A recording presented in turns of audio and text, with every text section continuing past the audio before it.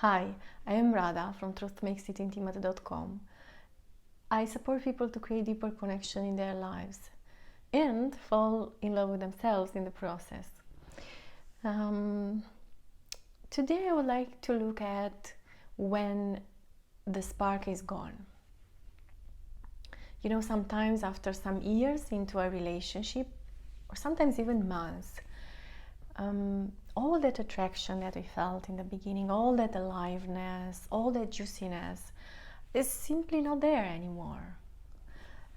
We feel more like roommates or buddies. I mean, there is love there, but there is not so much spark. Yeah. Many times it's also that the other person doesn't seem to be as bothered as we are, doesn't seem to notice as much as we notice that the spark is gone. And that kind of makes us feel icky about ourselves. It's like almost feel guilty. Isn't it that I want too much from this relationship, or is there something wrong with me to want this thing to last? Because we know relationships are supposed to change in time and so on.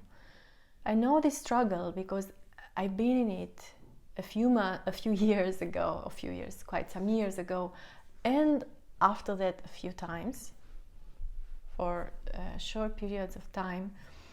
And I just want to say it's normal. It's absolutely normal. I mean, we are flooded with these images from social media, pictures from our friends of their perfect marriages or relationships. It's not like that. Most of the times, I would dare say everyone struggles in their relationships. It's just we keep it behind closed doors. So that's why somehow we feel when we have this kind of situation a bit abnormal. But it's totally normal. And also I want to say it's not abnormal to want that juice in our relationship. It's not, how to say, we don't sign up for this boredom and friendship. We sign up for, exciting times together and juicy talks late in the night and great sex. I know that at this point we are faced with these two routes, which neither is very exciting. One is to settle for years of boredom and dryness, or to be the bad guy who initiates a breakup, which is painful we can sense that for both sides.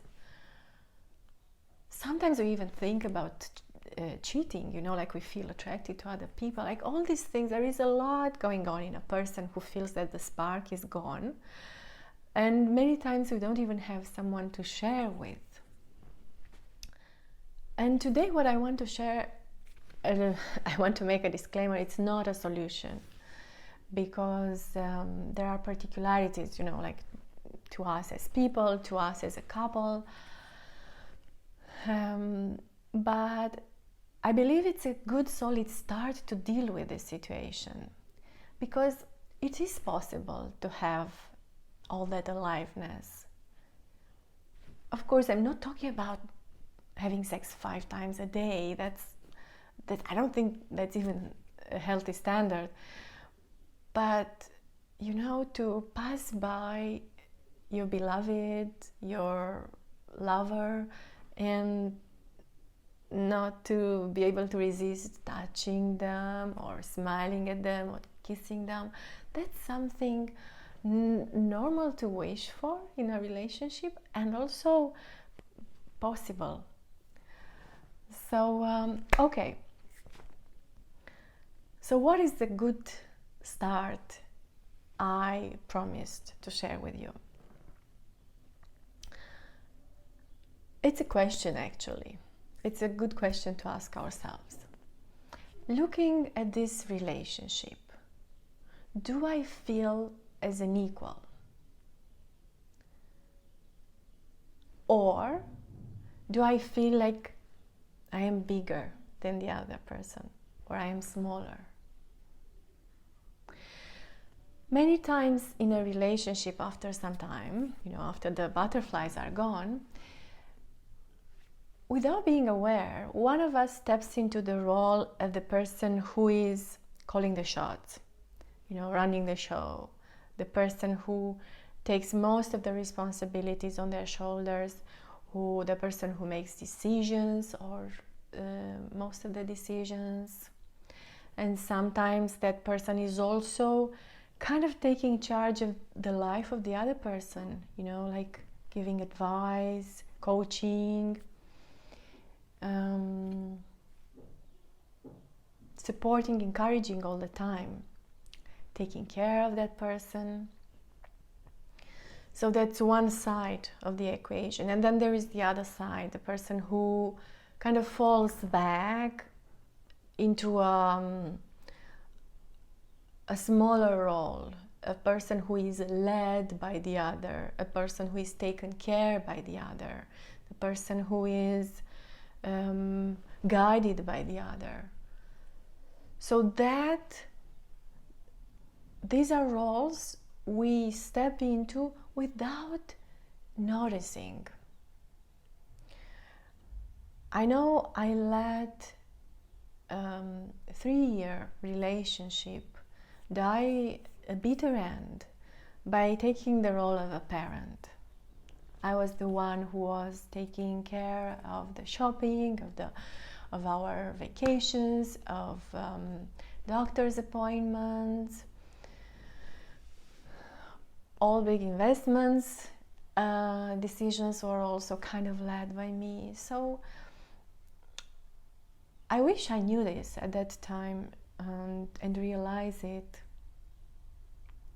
And after that, I had another attempt at creating a relationship, and that didn't work because again I slipped into this role, and it's just that this time this man didn't accept it.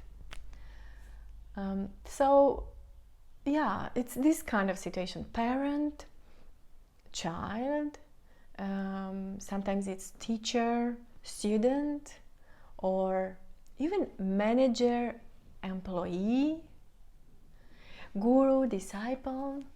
So this kind of tandems we fall into.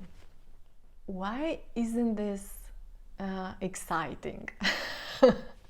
Why it pulls us back into this kind of turn off? Yeah, I often say inequality is the big turn off. It really is, because when these roles happen, as the bigger one, the one with the responsibilities, I may like it in the beginning, but then slowly I feel exhausted, and I would like the other person to step up a little bit, and then I become frustrated. There is a lot of frustration and resentment, and for the other person is also not nice. And we might think, it's unfair because they get so many things ready-made. Yeah, they get a lot of support, they get a lot of stuff, but there's something very important which they don't get, and that is to exercise their freedom. They are quite restricted in and to express their freedom, they are quite restricted in this relationship. So that then there is also resentment on their side. So with all this subtle, unspoken resentment going on, we can't be relaxed, we can't trust each other. And if relaxation and trust is not there, guess what? Attraction cannot happen. Attraction really happens in relaxation, in trust. And also you may know this that there is this big talk when you talk about attraction of polarity, feminine and masculine.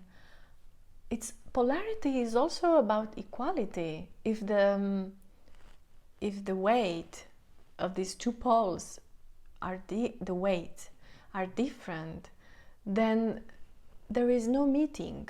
One is higher than the other. There is no meeting.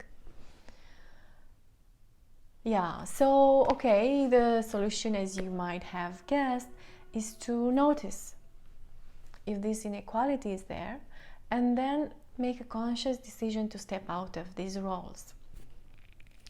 Ideally, we do it by having an honest talk with each other, and say something like, I noticed this inequality between us, these roles we slipped in, and it doesn't feel good to me. And then I share how it feels. And then I ask, how do you feel about that? So we have an honest talk around it. And but still, even if that talk is not possible to have, I would say just having an honest inventory with ourselves and deciding to take a step back from our own role, we create such a shift in the relationship. Such a shift. The other person will be somehow faced with the decision to also come out of their role. So as let's say as the smaller side, the child, let's say the child and parent situation. As a child, what I can do is to step up and take more responsibilities in the relationship. Take responsibility from some of the things that the other person is doing. And one other thing we can do is to push back, because as the child or the smaller part, we get a lot of advice, we get a lot of guidance, we get a lot of instructions. Just saying, I don't need this advice now, I want to make my own mistakes, or I just want to make my own decision. Please, just let me do this on my own. So once we do these two things, then we grow up kind of in the relationship. And as the bigger part, the parent, what we can do is to step down of all these responsibilities and become more vulnerable and admit when it is too much and ask for help. Say, hey, I know until now I've done this and this and this, but it doesn't work for me. I wonder if you can take some of these responsibilities. I wonder if you can take this and that. And refrain from interfering in the other person's life. We many times do that. And we feel like we do it with good intentions. We want to support them, but in a way is not respecting the free will, the free expression of the other person. So start slowly backing out of responsibilities and of giving advice. So these are, and of course it's like a mirror, parent, child, how do we get out of it? Same things, responsibilities and instructions, education, guidance. Okay, so that's what I wanted to share with you. I hope you found it useful, and I really thank you for taking the time. I know 15 minutes is a long time these days. Thank you for staying with me all this time, and if you find it useful, hope to see you soon. Thank you.